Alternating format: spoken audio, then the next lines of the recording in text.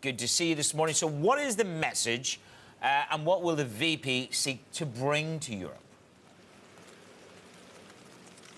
Well, for one thing, he's going to echo the message that General Mattis delivered in Brussels earlier this week, which is that his NATO counterparts in Europe have got to step up their spending and chip in to their own defense, or else the U.S. is going to reduce its spending, its contributions to NATO, because a lot of the money goes to, of course, the defense of this continent here. And the Germans only put in about 1.2% of their GDP to defense spending. That number should be closer to 3%. So he'll address that directly, most likely in talks with Angela Merkel tomorrow, actually. He's going to arrive here tonight around 8 p.m.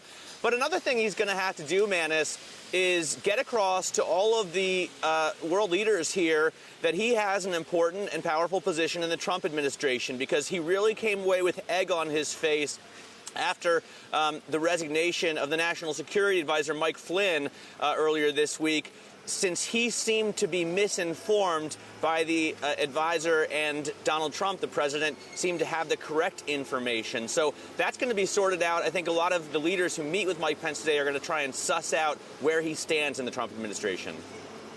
So, Matt, run us through the roll call of who he's meeting and perhaps where the outcomes that he hopes to achieve with those in terms of soothing some of the nerves. All right, well, I can only give you a redacted list here, as officially we're being told of 5 or 6 people he's going to meet. We are on pretty high security here in Munich. He will talk with Angela Merkel, as I said. He's also going to meet with Petro Poroshenko, which is going to bring up an important question. What is the relationship of the Trump administration to Russia? Poroshenko, of course, the president of the Ukraine. He's going to meet with the head of the EU, Donald Tusk, the other Donald, so to speak, as they say here in Europe, as well as Jean-Claude Juncker, the head of the European Commission. But many of the bilateral meetings he's going to engage in this weekend have not been officially released to the press.